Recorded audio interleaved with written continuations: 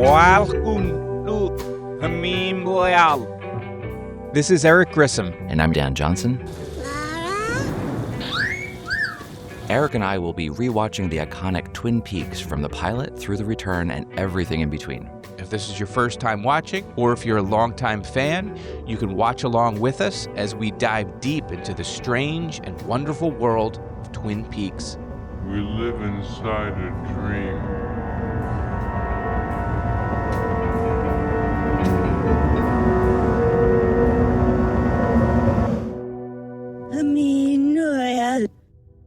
Is it about the bunny? It is about the bunny. Today, I am honored to be talking to artist and actor Michael Horse. Michael was one of the first people I reached out to try to get an interview.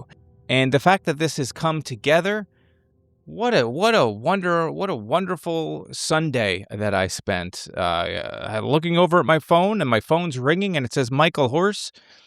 So we talked for about an hour, and I'm happy to share that with you now. We'll drop right in the middle of our conversation with Michael Horse.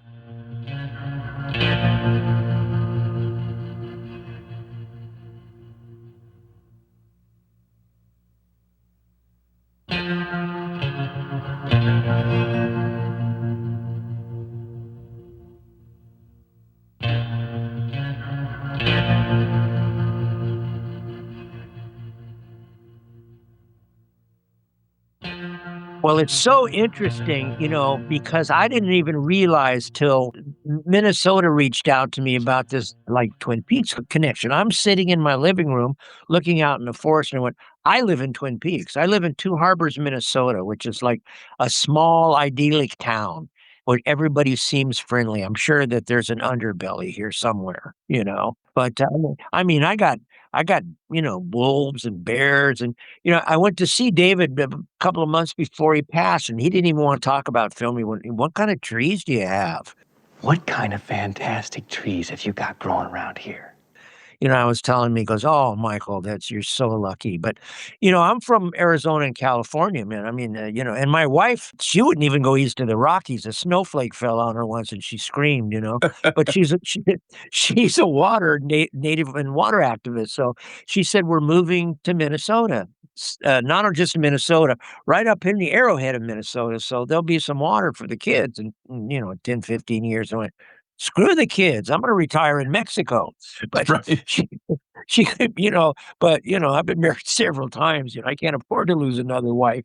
So we got this place, and you know what? I really like it. I can't even take the hot weather anymore. We had a little place out near Joshua Tree. We were going to go back and forth, but I can't take 110 degrees anymore. I'm just, and I grew up in Arizona with that kind of weather. I can't take it, and I don't mind the snow. To be around this nature I'm so lucky, So I know you were born in Los Angeles, but then you also said you grew up in Arizona. Yeah, I'm part Yaqui. I'm Swedish and Yaqui. And Grandma would take me down to Arizona, every holiday and every summer, and everybody's like going to the beach, and and I'm down in the freaking desert.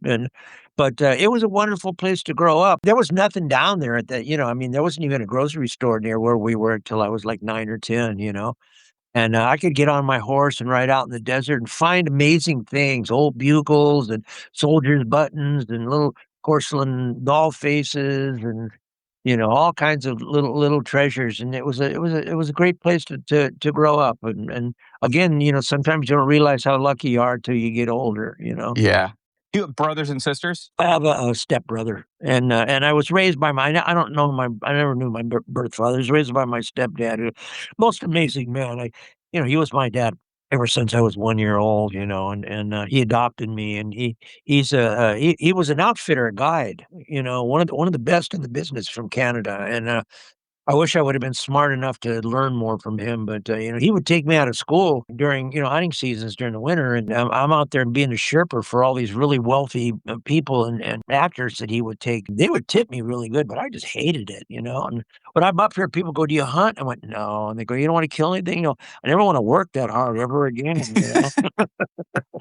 But you've also like you've been making jewelry for a while. Is that something Oh, that started that when you were a kid? oh, that's it. But all my family are artists and jewelers. I come from a long line of. I've got some distant Zuni family that, that taught me a lot of stuff, and it's my favorite thing to do. Of all the things that I do, I was in the music business for years, and all the things I do, people ask, "What's your favorite thing to do?" I just sit and cut rocks. Yeah, your work's beautiful. Well, I separated Michael Horse, the artist, from Michael Horse, the actor, for years because I didn't want the two to go together. And about the last 15 or 16 years, people go, "Oh, this is the same guy." But yeah, I'm still making jewelry and painting. I did the map in the return. This map is very old, but it is always current. It's a living thing. And David asked me, he said, "Look, would you do this map for me? I just want this and this and this in it, and then do what you do." And he says, "How much do you want?" And I went, "No, man, it's a gift." And Sabrina, the producer, is a really good friend of mine. And Mhm. she goes, "That's worth about 10 grand of Michael's work." And I go, "I don't have any of your work, and I'll trade you something." So I have one of his signed lithos from his Paris show. That's one of my treasures. What is this? Frank, you don't ever want to know about that. The living map that you're talking about. You describe as being kind of ledger art, which I found in the Susan Marks portrait of you that was made for postcards for PBS is one of my favorite parts. Can you talk a little bit about the history of ledger art Well, and its importance? Well, it's really interesting. A lot of people, even collectors of native art, didn't know about ledger art. Yeah, I mean, I started to do it back in the '70s. It's only about 5 or 6 of us that were doing it. Now there's all kinds of ledger artists, but I used to work for some of the museums because we didn't sign the jewelry until the '60s. But Mhm. I like if somebody wants to duplicate my jewelry, they'd have to duplicate all my tools. All my tools that make my marks and my jewelry are all made from old drill rod and files and so I would go into the museums and I go, "Well, this is such and such's work because I know their tool marks, but don't leave me in a museum." I was in the Museum of American Indian in New York, and I went through all their. I'm going through everything, and I went through their paper archives and went, "Wow, what the hell is this?" We used to paint on hides. That was our history book, our calendar. We're oral storytellers, and there would be little pictures that would remind the oral storytellers of things that would happen. Great battles, migrations of the people, things in the heavens that happen, illnesses. But then on the reservation, the buffalo are gone, the hides are hard to come by, and we started painting on any piece of scrap paper that we could find, and most of it was ledger books that Mhm. took records of things that were brought to the forts and settlements, but old Bibles, love letters, and so I was fascinated by it. I first, I just started doing it. I've had some of the old ones actually in my hands. It's really interesting. I was actually trying to put an internment show together because I went to see a big exhibition of 370 ledger art pieces. And the two collections that it came out of were the War Department. They were battle trophies, and the Department of Corrections. People don't realize that the reservation weren't under the BIA. They were in the Department of Corrections, which is prison. So wherever you physically and culturally repress people, this art exists. People get a hold of a scrap paper and a crayon. I went out to Manzanar where they put the Japanese during World War II, and I was asking the curator, "Do you have anything like this?" And she went, "Yeah, I do." And there were like a lot of it was on newspaper, and there was a piece of brown wrapping meat paper. And some of these Japanese farmers were just had amazing farms and flower growing places, and then they marched them out in the desert where it was cold, hardly anything could grow. And this was a drawing of like a tomato soup can with a little tiny tomato plant just trying to bear its head out of there. And the Museum of Tolerance has tons of it from the occupation of the Jewish people during World War II, and a lot of people that were like shanghaied and had to go to sea like for 5 years would get a hold of a little piece of paper or a scrimshaw or something and do this type of art. It reminds people of things. Yeah, it's a very interesting concept as well is like a lot of these things are tools of control or organization or documentation, and then you see the soul of the artist and the art that is busting out of that, that it can't be Yeah, held yeah. back. It's really beautiful. A lot of it was done in Fort Marion right after the Battle of Little Bighorn. They were so scared of any indigenous person. They rounded up everybody they thought that was hostile, put them on trains and took them to Fort Marion, Florida, to this old Spanish fort that's there. And, it was horrendous to people that came from like the Dakotas and Arizona. But there was a woman came in there. She saw one of the Kiowa guys drawing a little piece of paper, and she actually brought paper in there for Howlin' Wolf to do these. And there were pictures of things they'd never seen, like ships. Mhm. There was a circus that came to entertain the guards, and there were pictures of giraffes and elephants, and then pictures of the old days. Picture like when people sometimes people see my ledger art, they say, "Well, we don't like battle or hunting." I said, "They were never about that. They were about freedom and bravery."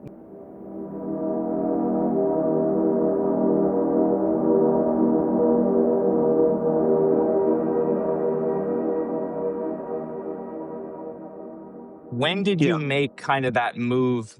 I think you started with stunt work, if I'm not mistaken, but then into sort of to performance. Like, when did that happen?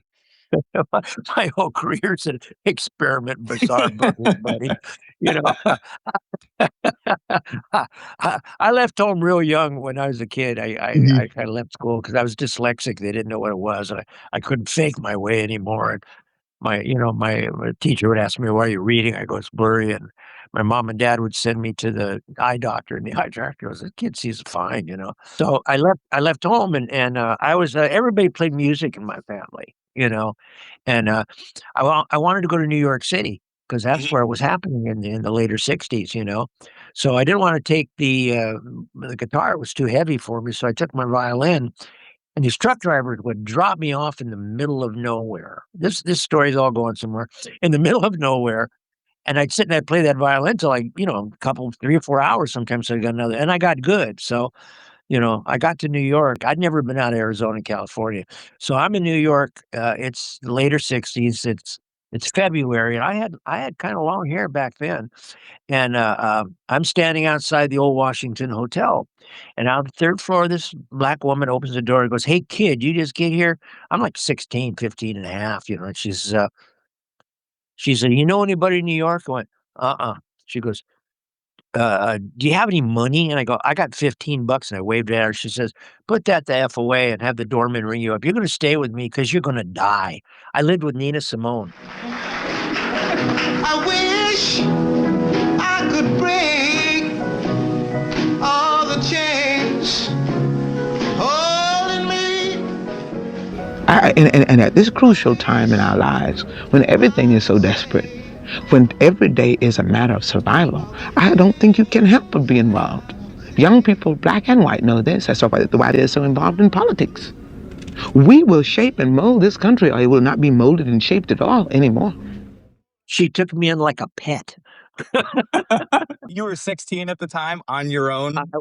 Yeah, yeah, little shy of 16, and people she'd take me places, people go, "What's with the little Indian kid?" She'd go, "Oh, he's gonna die." But, I loved her, I would go see her. I lost track of her about 25 years ago. She would show up in LA, and I would go bring her roses, or I say, "You remember me?" And she goes, "Oh, yeah, I remember you." But, then I went down to Texas to work in oil fields, and I found out I don't like hard work.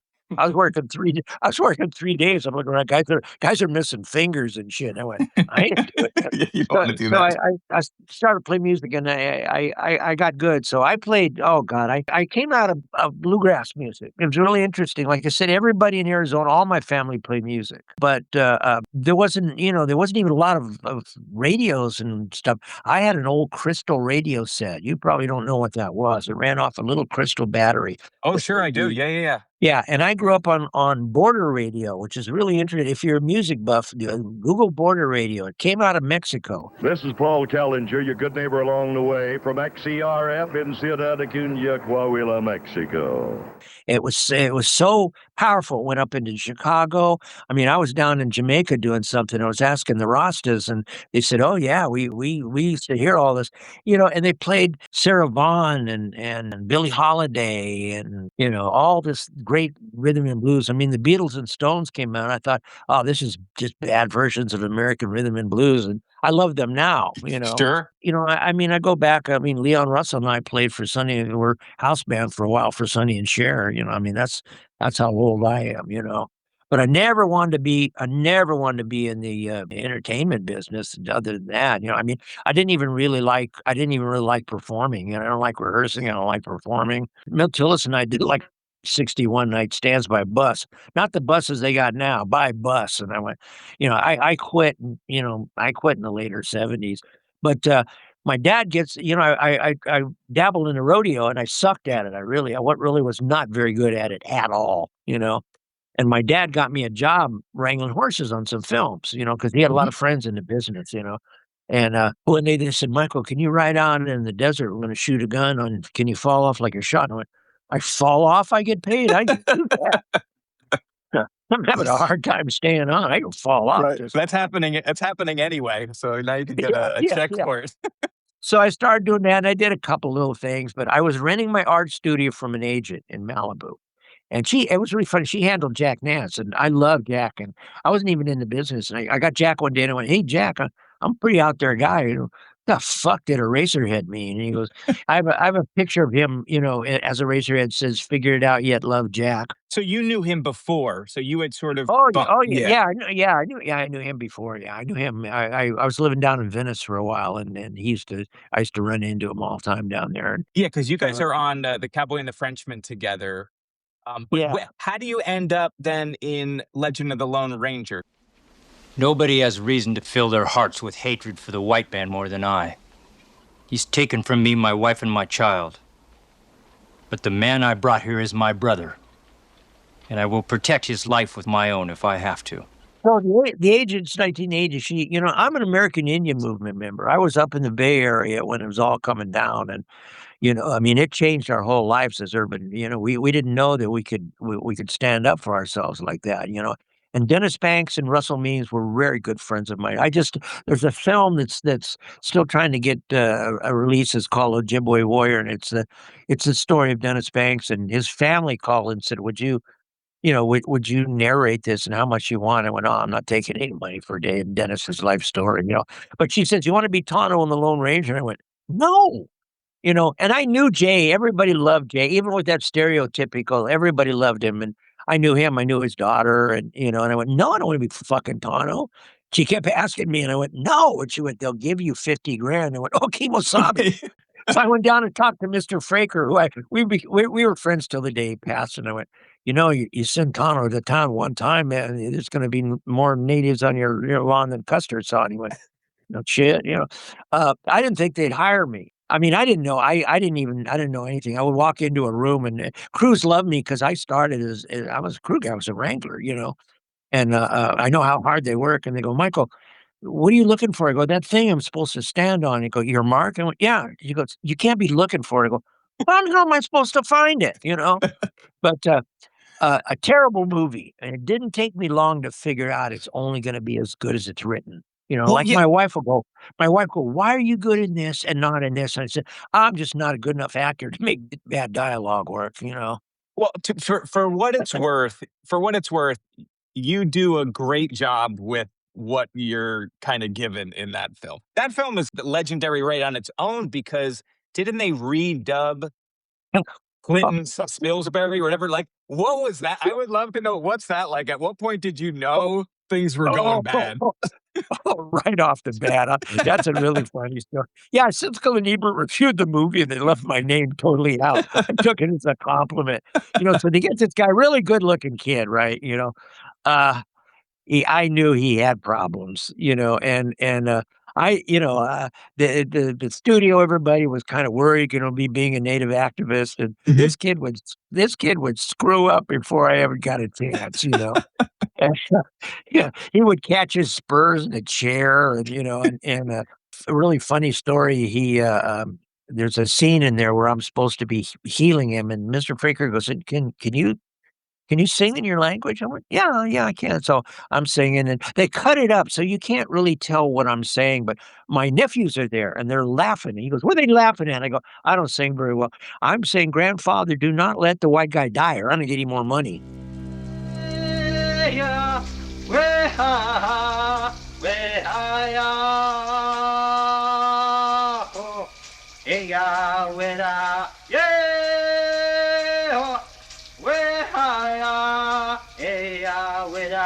You know? But yeah, terrible film, I thought, well, maybe that's the end of my career. And he wouldn't sign an autograph for these two kids that came from the res one day, and I went, "Oh yeah, you're going to do that." I He said, "I went on wouldn't? the back of Wheaties." No, I went on the back of Wheaties. You're going to sign the god. He gets in a fight with these two guys. We did this in Santa Fe. I went to the Indian Art School in Santa Fe. He gets in a fight in the Hilton, Mhm. and they kick his ass. It's like 2 Wow. in the morning. So the security guard calls and wakes me up. He goes, "Mr. Horse, the Lone Ranger's been in a fight." I went, "Look, this faithful companionship's just in the movies." I said, "This kid's don't call me. This kid's on his own." But it opened up some things for me, and I keep thinking, well, never work again, and they just keep digging me out of the woodwork.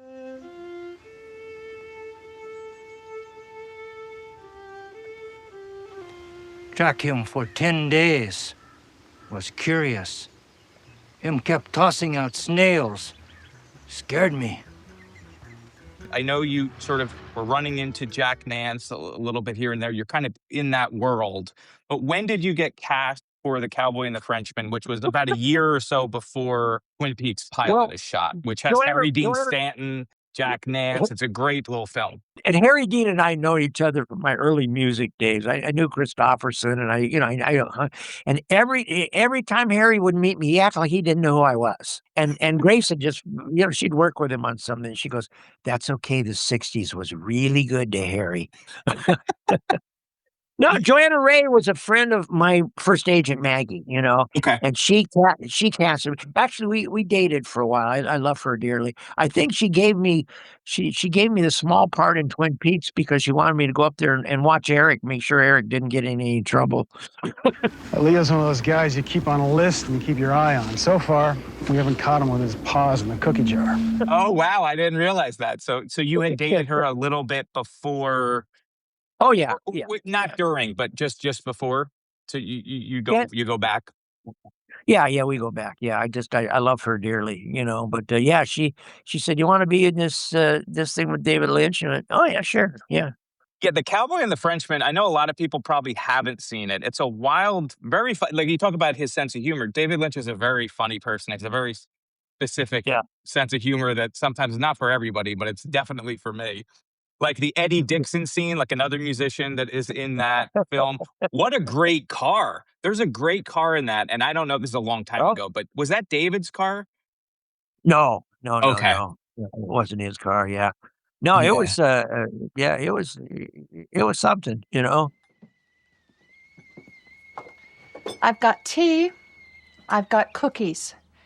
No cake. Well, that's very kind of you, ma'am, but I don't believe that. What kind of cookies? We knew we were doing Twin Peaks. We knew we were doing something special. But 25 years later, to realize what we had done.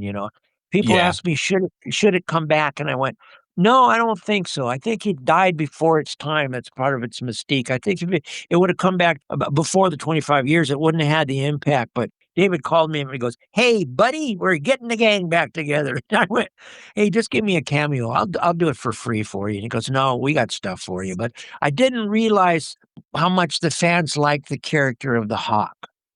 Oh, it's the You know, best. Yeah, yeah, absolutely. and the Hawk. I don't do a lot of these fan things. I did a couple because I want to show my wife where we work, but I kept. A lot of the fans would go, "Why aren't you out there, where we can see you? And I go, well, number one, I'm still working and I don't get asked. And so I finally had to reach out and I go, look, I figured, well, nobody wants to see this character. It's not that important to him. And people went, oh no, but the Hawk is the only one that really understood what was going on.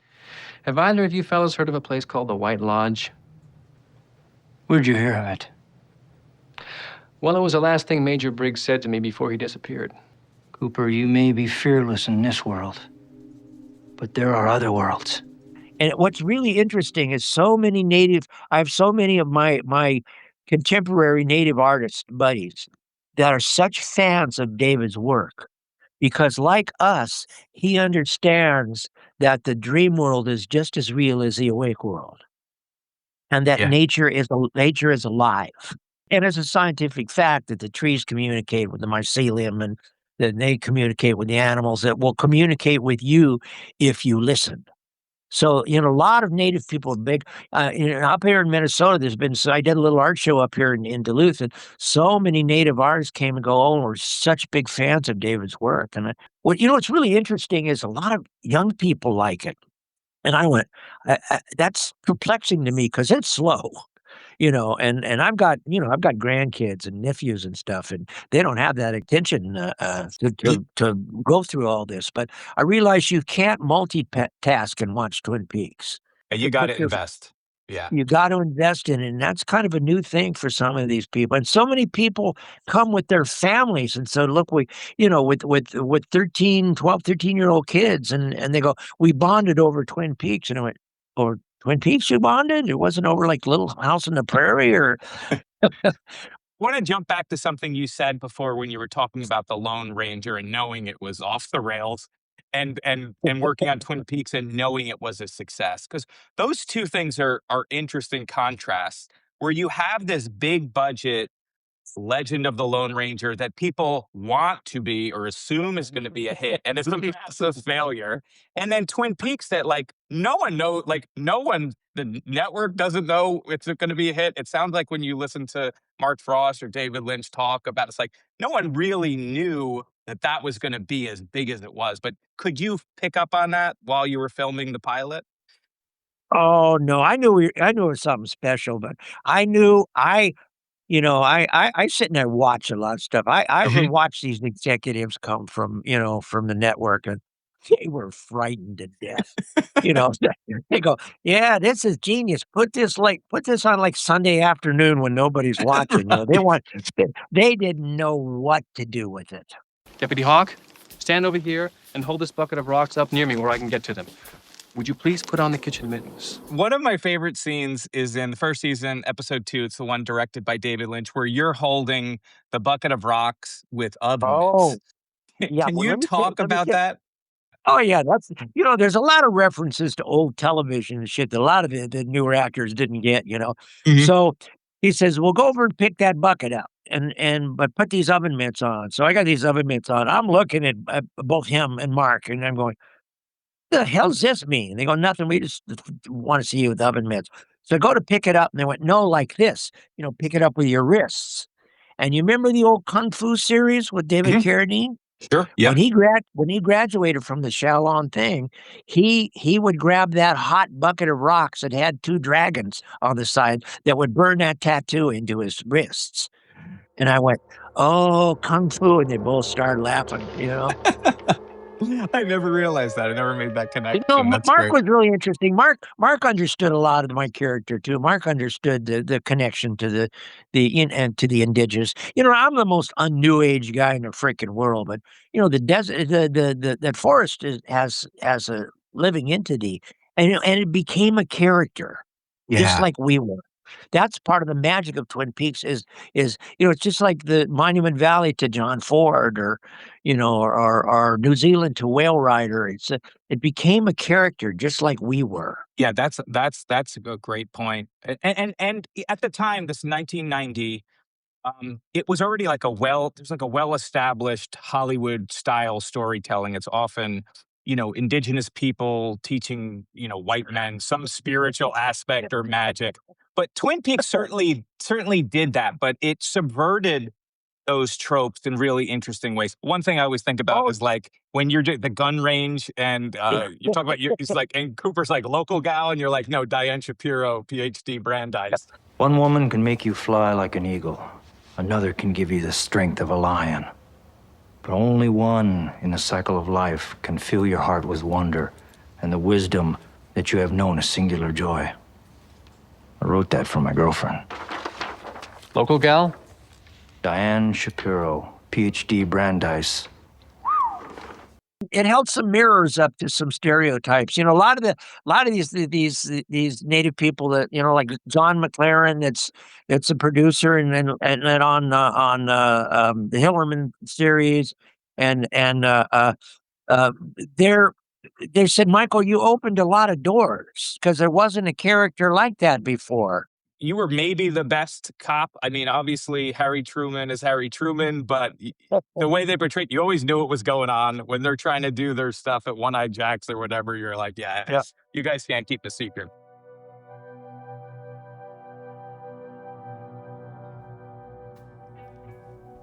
Hello, friends, and welcome to The Midpoint. Man, I hope you're enjoying this conversation with the great Michael Horse. Man, it's even more fun to edit it than it was to record it. But no, we're not here to talk about how much fun I had with Michael Horse. We're here to talk about the wonderful people who are supporting the show in the Black Lodge. Of course, I'm talking about Chuck Suffel and Gregory Flanagan, Dawn Adamo, Banjo Track, Eric Knopp, Charlie Tapper, Ivan, Jake Jagello, Matthew Fuller, Raga Raven, David Melito, Daryl Dyson, Dana Gould, who has an excellent interview on his podcast, The Dana Gould Hour, with Mark Frost. So if you haven't heard that yet, get on it. Art Hill, Jeff, Henrik E., Concluding Remarks, Brian Johnson, Evan Fitz, Hazel Haywood, William Schaefer, Jordan Carver, Matt W., Nick Webb, Kaylin Best Lawrence, the Best Lawrence. I think we all agree on that. He Who Is Clem Fandango, a.k.a. Luke P., Eva, Neil McKenzie, Ben Chisholm, David Titterington,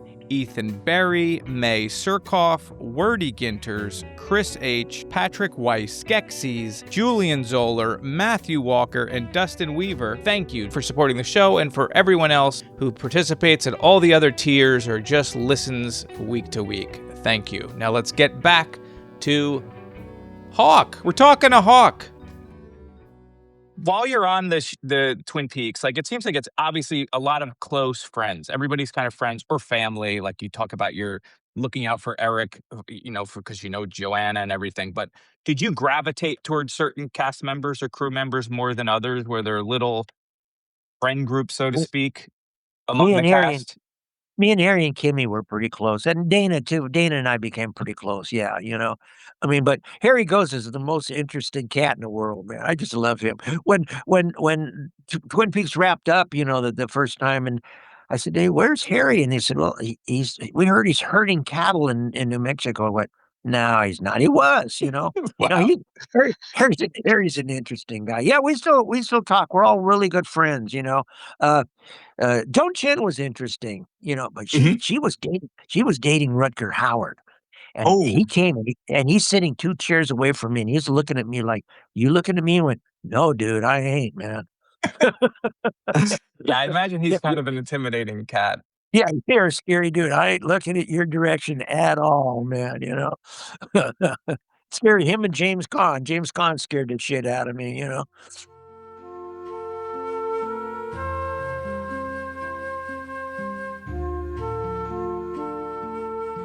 You still have that bottle of Irish in your office? I want to put some in a little warm milk for the Widow Milford. When you think back about season 2, right? So there's a giant meteoric rise that summer, season 1. It's all the rage. Season 2 comes, they put you on the worst night of the week. You're on Saturday at 10 or whatever it was. Like, they weren't doing you any favors. On purpose. Yeah, it seemed that way. It seemed that way. Did you ever feel, though, after the Laura Palmer thing was sort of over, I think Mark Frost leaves for a few episodes. He's doing Storyville. I believe maybe David Lynch was doing an art show or something in Japan or prepping for it. But did you ever feel that sort of the wheels were off the cart a little bit before it got, Yes. straightened out? Yeah. I mean, there were great directors. There were wonderful directors, really talented people, but they're not David. David says, "Yeah, it's I left. I shouldn't have left." Yeah. When the return came, David said, "Well, I'm doing it all." And it was really funny because it was a big thing, and David doesn't want to do it. He doesn't, he wants more money. Yeah, and an average script is maybe 275 pages. He turned in a over 400-page script to It's them. a monster. And Showtime went, "We're not paying for this," and they went, "Well, I'm not doing it." But the main thing I really admired about David is it was all about the art. I mean, David liked to make money, but that wasn't. I mean, even Mark said, yeah, he didn't want to do Twin Peaks again, and Mark said, "I could use the money, you could use the money." But Yes. David, his lack of compromise. I mean, I think he compromised on Dune, and he swore he'd never do it again. You Yeah. know. Yep. Absolutely. I mean, I've heard him talk about that even at the point that he was writing the script, he was compromising and sort of taught him a lesson. We would be shooting, and they'd go, you can't shoot, 6 minutes down a dark road." He goes, "What, you never been down a dark road for 6 minutes?" It's he couldn't understand some of the limitations, especially of network TV. He just couldn't understand it. I think the thing that always rings true for me is it never felt or I never connected with his work in a way that it felt it was being weird just to be weird.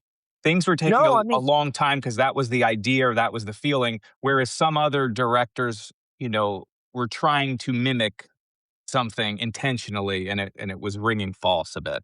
well, that's I will have discussion with people and go, "Oh, he was the abstract art," and I go, "No, it wasn't abstract in David's mind. If he's shooting a coffee cup, that's a coffee cup. He doesn't mean it to be abstract. He doesn't mean it to have other meanings. He likes the image of a coffee cup or of a donut, and his and humor. Humor is very. I have never seen any Aboriginal ceremony everywhere anywhere I've ever been where humor isn't part of it, because that's part of the human condition. Yeah. Humor teaches people things, and David had that fine balance between the serious and the darkness and the humor of things, and that's but yeah, David he was just pure art. I mean, if David had become the famous person he was, he'd be in his garage making a film on how you cut a fish back and put it back together. You know. Absolutely.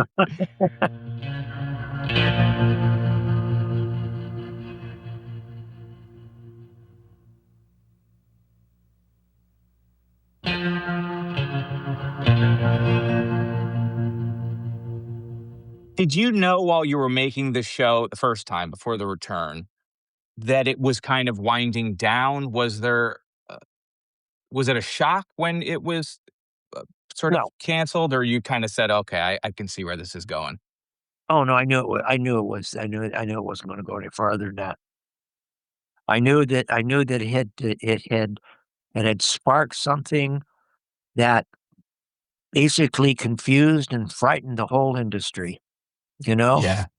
But to realize later, and I people ask, is David a genius? And I went, I don't know what the word genius, but I mean, he's an incredible artist. But now the accolades coming from Scorsese and Coppola and Mel Brooks and Kasdan and Jim Jarmusch, and they're using the word genius. So he's a genius. What was he like to work with in terms of directing? Because you hear you didn't get a lot, but you got kind of emotions or feelings. Or Kyle MacLachlan once said he would say, "Be more Elvis" or whatever. Like, do you Yeah, yeah. recall any stuff he would tell you?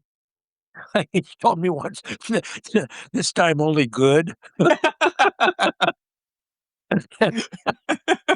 No, he trusted us all, Hmm. and he would like, he that's why he works with the same people over and over. He trusts us, we trust him.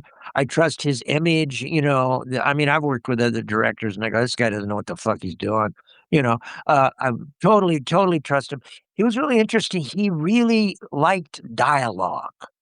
Yeah. He liked the words, like, he made sure I said, "Margaret Lanterman," he are, a vicuna coat. He liked Hmm. words. They were interesting to him. But when he goes, no, he says, is it about the bunnies? Yeah, he would do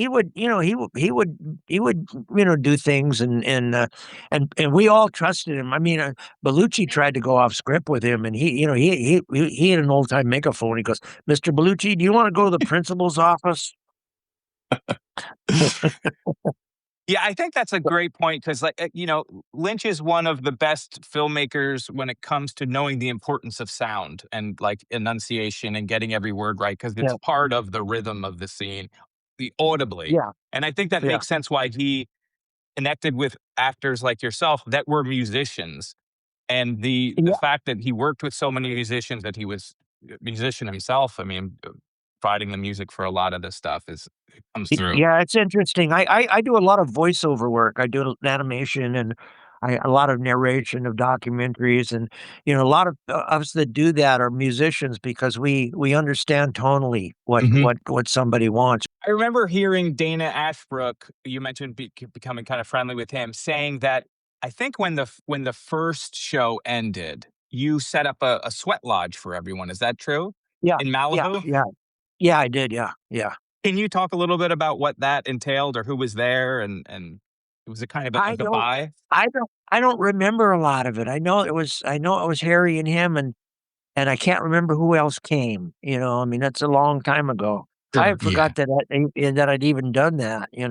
Yeah, I mean, from what I remember, it was in like one of those the Guardian did like an oral history of Twin Peaks or something, and Dana had Yeah. said you set it up, but it was kind of like the show's over and sort of you guys are all kind of saying goodbye. That's the way that we as a community we do. We celebrate and heal a lot of things is in the sweat lodge. How about a couple of Georgia coffees while we think about it?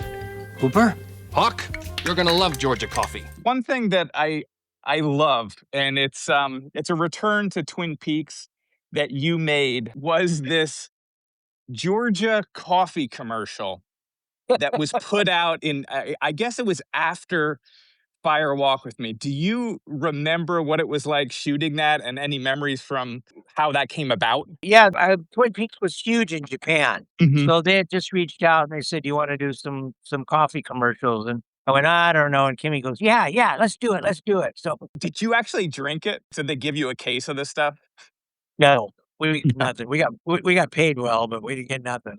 They should have given me some coffee. Yeah, right? You gotta get something. And that Yeah. was like, that was right after Fire Walk with Me, right? Because you had shot a scene for Fire Walk with Me that had been cut, but we got to see in the missing pieces. So was it sort of as soon as that production had ended?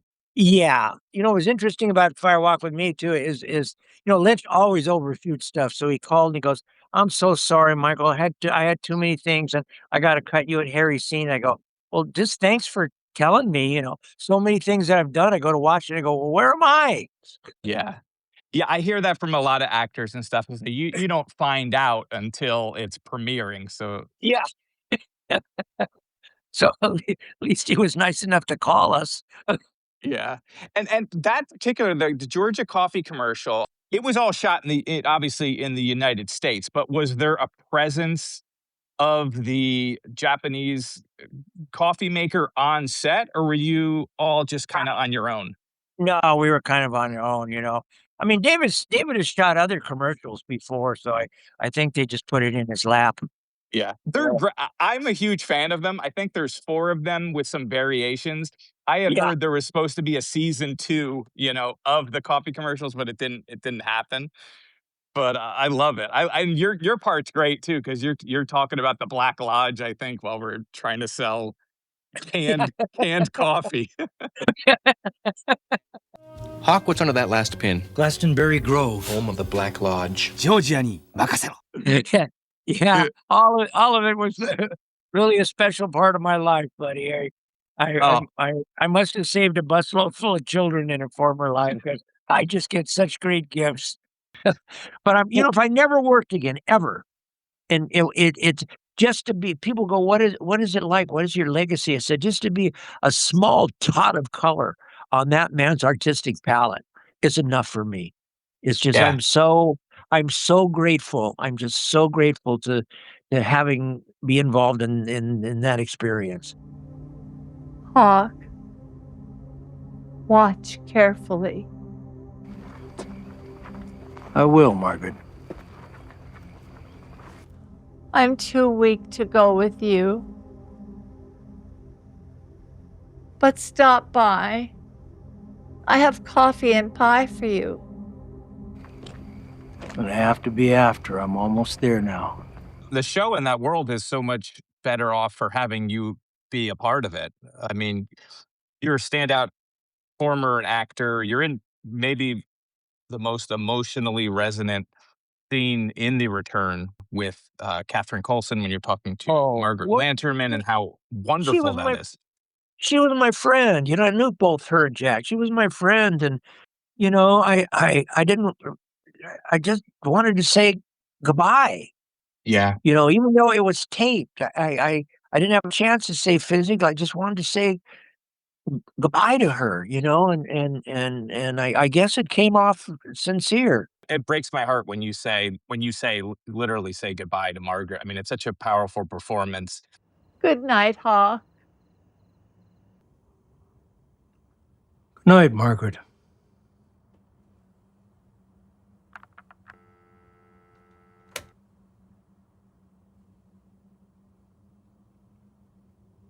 Goodbye, Margaret. And you can feel like your own emotions, but also you feel the weight of everything around you. I mean, you know, there's a crew there. You know, David's there. And his friend Yeah. has now passed, and you feel all of that stuff. And I can't imagine how difficult that scene was for you to perform, or was it? I wasn't aware of what David thought. I wasn't aware of the crew thought. I'm listening to her voice, and it's like we were there. And I just said goodbye, and people go, "Well, you didn't cry?" Or I said, "No," and I wanted to do with a few words just to portray how brave I thought she was to do that. Yeah, and it's I mean, it's real. It's a real losing a beloved character, losing a beloved performer who was a wonderful person as far as everything that I've heard and the people that have worked with her. It's such a moving scene. Now, so she had already passed, right? So I'm assuming you shoot all of those scenes kind of in a couple days. Is that how you did it? One day. One day. And so Yeah. are they playing back her dialogue to you that they had Yeah. recorded on Zoom or whatever? So you are reacting Yeah. to her performance. Yeah. Yeah, I'm just listening to her voice, Wonderful. you know, you know, I mean, the film is out on her. She was I tell people, I said, "Watch that not just for involvement in Twin Peaks, but watch it as the life of an artist." You Yes. know? Doing what It's she loved and ending on her own terms. Like, I talked to yeah, Richard Green, who directed that documentary, I Know yeah, Catherine the Log Lady, and it's when we always wanna honor the dead in some fashion, but to honor the dying is a whole other thing, and we forget, we think we know what's best for them when people are at the end of that cusp between the living world and what's beyond. And she wanted to be there. And it's like, and you feel like what her family must have been like, because is this good for her or not good for her? And it's like really honoring someone's last wishes so that she could do what she loved like that is really beautiful. yeah, yeah. It was, it was it was quite something, and I realized, again, being up here, being and being so out of the whole film world up here, and then I'm realizing that her character, the log lady, was really nature. Mm. You know? It was nature, it was talking to nature, not talking to this woman, talking to to the owls and to the tree, but it's nature. It was about listening to nature. Nature will tell you, nature will warn you. Let nature guide us. Nature is the great teacher. It's kind of neat because you hear about some of these younger actors that Yeah. started on Twin Peaks. So like Yeah. their perception of what Hollywood is like is so altered because they have this wonderful experience with David Lynch that's not what you get on most sets. Whereas you're coming Uh-huh. off of like The Lone Ranger, and so you knew what to expect, and then you're like, "Oh, this is a great thing," but I know it's not the norm. Before doing that, being a wrangler, talking to the old guys about the Westerns, what it was like. Geez, I mean, they had stories, talking about like John Ford and what's really funny is like when I first started doing this, I watched these old Westerns, especially Ford's Westerns and my aunts, and they would laugh, and Mescalero and Navajo is similar, so where I'm trying to pay attention to these old films, and I see these two native guys, and they're Navajo, they ride up, and they're supposed to be Sioux, and they're looking at John Wayne, and they're speaking in Navajo, and one of them says to the other one, uh, that guy rides like a girl. And the other one goes, yeah, that's the oldest horse I've ever seen. Did he lose a bet? And then they were talking about mixed meat or something. I couldn't figure out. One of my aunts went, they're talking about meatloaf. One of them goes, hey, did you have the meatloaf for lunch? Because they hated Ford. Ford just used them like, they were props.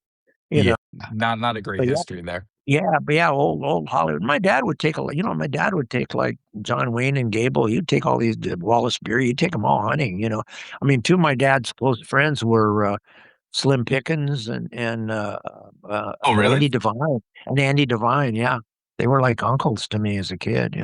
But the Wranglers. They had stories of who, and they said a lot of these old, like the guy that played Marshall Dillon, and they said they were all like trained actors, and a lot of them didn't like horses or cowboy boots or any of that shit. They said Jack Palance invented that way that a bad guy gets off his horse real slow. He said because he was definitely afraid of horses. Is that real? He didn't want to spook the horse. Yeah, that's great. Yeah, I'm not surprised to hear that most of those people were phony in some capacity. We did the sequel to The North and South, and my buddy called. He says, "Look, man, I need you to wrangle up me about 17 of your guys.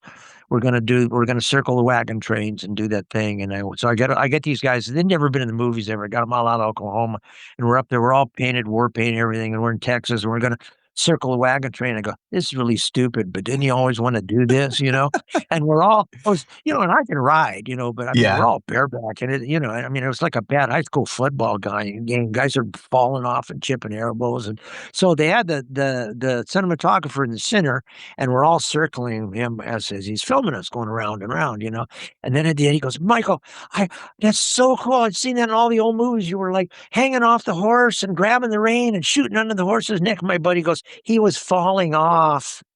I go, well, don't tell him that, There's got to be such joy to be around friends, like, and be a part of these productions that are absolutely ridiculous, that aren't really necessarily painting your culture and in the best possible light, but also being like, just having fun among your friends. It sounds like that was the case then. I would show up and I go, where's your technical advisor? Oh, there's Bob. Oh, he wrote this book on natives. And I go, you see the old guy over there? He will tell you everything you want to know, probably for $50. Go ask him, Right. In the 90s, like the types of roles that were offered to indigenous actors compared to now, has there been much of a change? Do you see a big growth in that area, or do you still see some of the same struggles that have always been there? Yeah. I was on the board in San Francisco, the American Indian Film Festival and Institute for years, and so I've seen all this unfold, and it's really changed. I mean, there's films, now directed and written by native people. By indigenous people. I mean, it's Res Dogs is wonderful. It's the best. It's the best. Looky here. Shit ass is anonymous. When you speak, you say your name followed by, and I'm a shit ass. My name is Cheese. My pronouns are he, him, and his. And I'm a shit ass. Oh, shut the fuck up. They're all friends of mine. I know them all. They're all friends of mine. I did a series in Canada in the 90s called North of 60, which was interesting for me because a lot of it was written by Indigenous people. Some of it was directed by Indigenous people. And, nobody was a medicine man or anything. It was all about people trying to survive on the reservation. That was kind of way ahead of its time. She ever run away before? She didn't run away. You know that? Yes. She must be in trouble. There's a lot of that going around. Yeah, well, thanks for your help. Hold it. I'm sorry. It's been a long day. No, there's all kinds of interesting things, you know. But what got me and I'm starting to see this unfold recently. I mean, the film that Scorsese did, you know, was Yes. so interesting. You know, you see Last of the Mohegans and you see Thunderheart. I'm fascinated by asking my elders, what was it like in the 40s and 50s? People were on a reservation until, you know, repressed and pretty much, you know. A lot of Native veterans in World War I and in World War II, and you know, and what was it like? What was it like? You know, Los Angeles is the biggest urban Native population in the United States. There was a relocation program in the 50s to give Native people on the reservations jobs in the inner cities. They went to, like my family went, some of them went to work at Lockheed at the airport to make planes, and up in the shipyards. My wife's family up in the Bay Area, and to work on the trains, and in Chicago, New York, to work on high buildings, you know. So I grew up in what's called an intertribal culture. I can understand some Lakota, some Cheyenne, a little bit of Navajo, you know, because I grew up with all these guys, you know. So growing up like that with an intertribal culture, are there councils or, community oversight from multiple tribes, or is it not even looked at like that? No, there's community. There's, you know, there are, you know, there's holy people that come in and help and doctor people, and there's, you know, there's powwows, and I mean, you know, there's big dances and some of the ceremonies. You know, people sometimes will be sweat lodges in somebody's backyard in the middle of Long Beach. You know, it's most of us lived in lower income neighborhoods, so we kind of blended in with the Hispanic culture. You know, and a Mhm. lot of Hispanic, so-called Hispanic kids I grew up with, you know, I go, "Who's your family?" You know, I'm Yaqui. You know, most of my family are from Mexico. You know, so you know, they go, "Well, we're not native." I go, "Well, ask Grandpa and Grandma. I bet you are." You know, and now these young kids are going, "No, I'm not. I'm not Mexican. I'm Mexica, or I'm Aztec, or you know, I'm Yaqui." You know, so there's been a big resurgence for these young people reclaiming their indigenousness.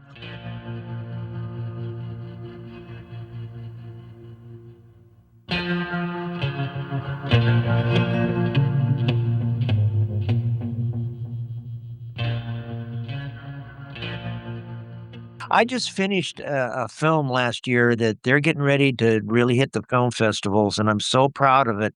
It was called The Bench. It's an award-winning off-Broadway play. It's a bench I walk by every day, and I hear, "Arr, arr, arr," and one day I stop. February 14th, 1987.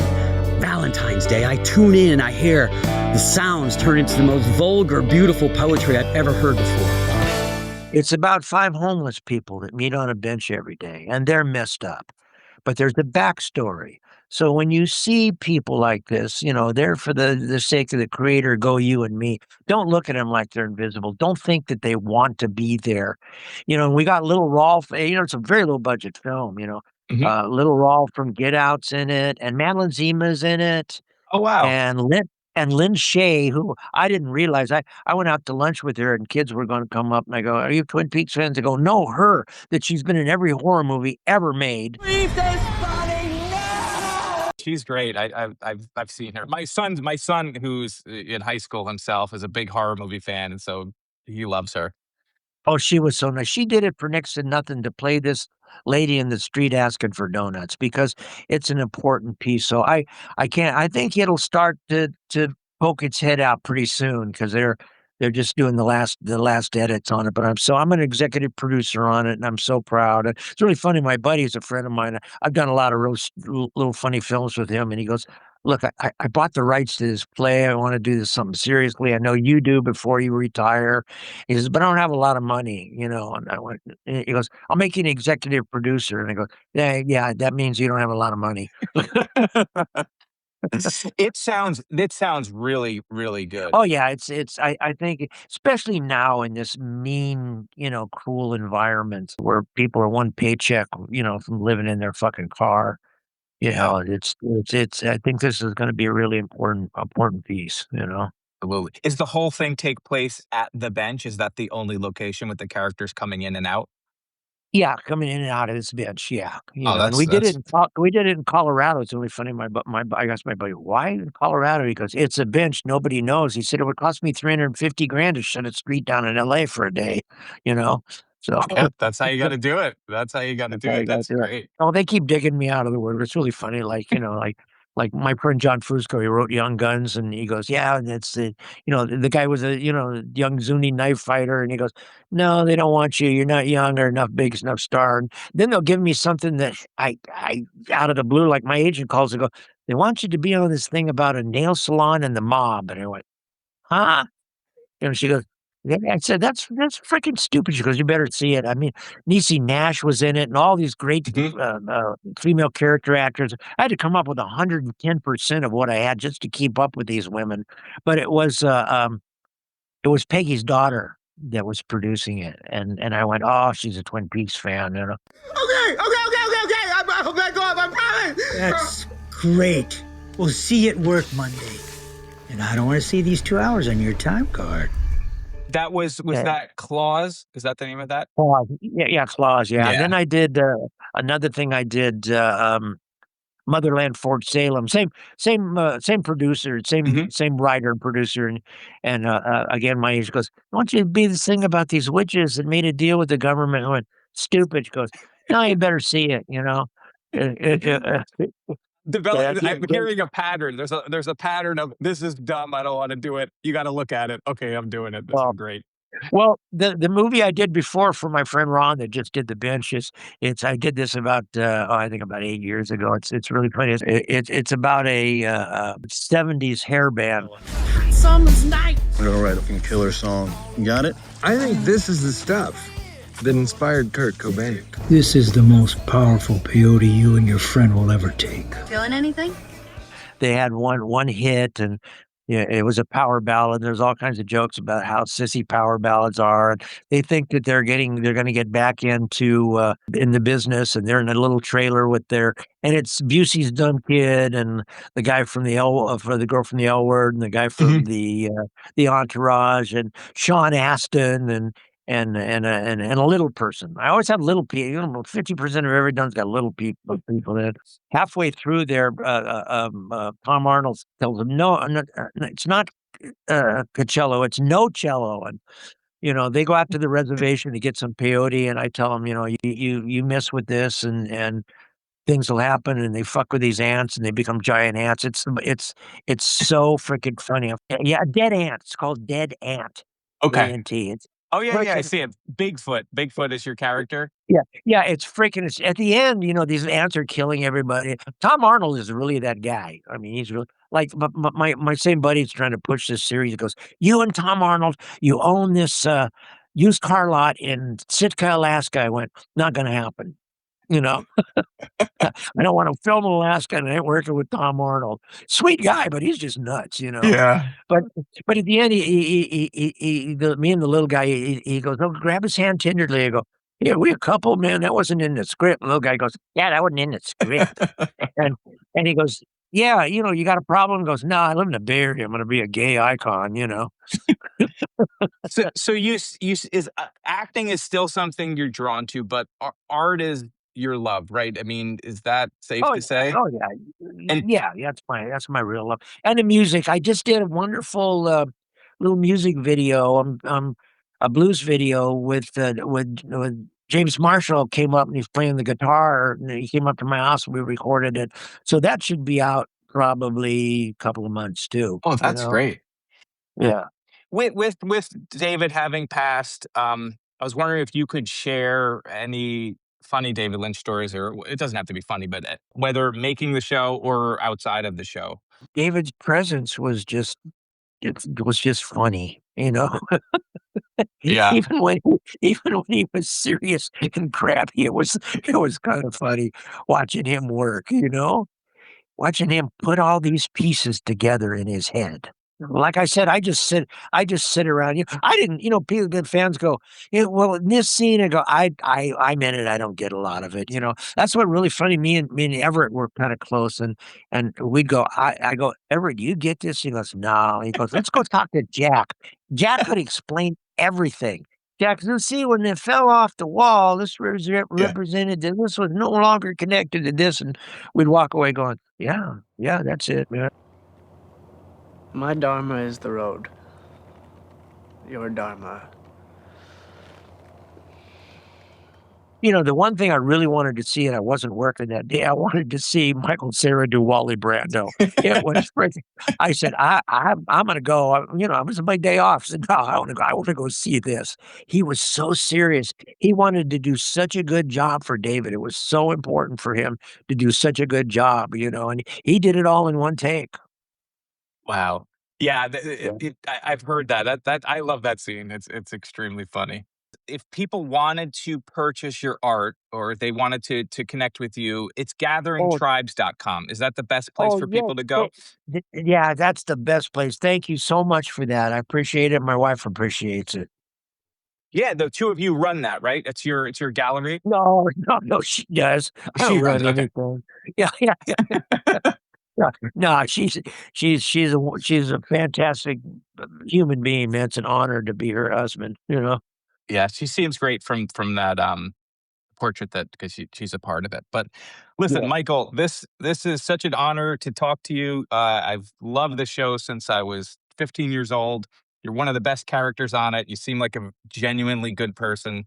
It's very hard to find good people these days, and I just love you for giving me the time.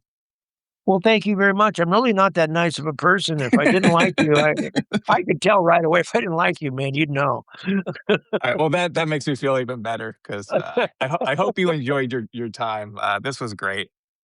Yeah, the fans of Twin Peaks, they're the very best. They really are, And I tell my wife, I go, no, this isn't about fame like other things I've done. This is about David's world. It's about being in David's world. And I'm a fan just like everybody else. My Walker, Texas Ranger fans scare me. Hey, will you sign my baby? No, I'm not signing your baby. Will you sign the truck? Yeah, bring it around in front. I'll sign the truck. I was on Walker, Texas Ranger I was doing the stunts and I was on.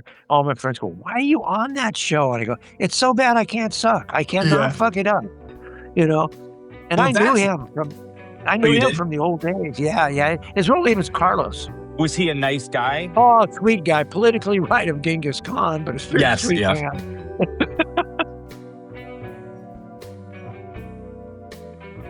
Thank you for listening to the Meanwhile podcast with Dan Johnson and Eric Grissom.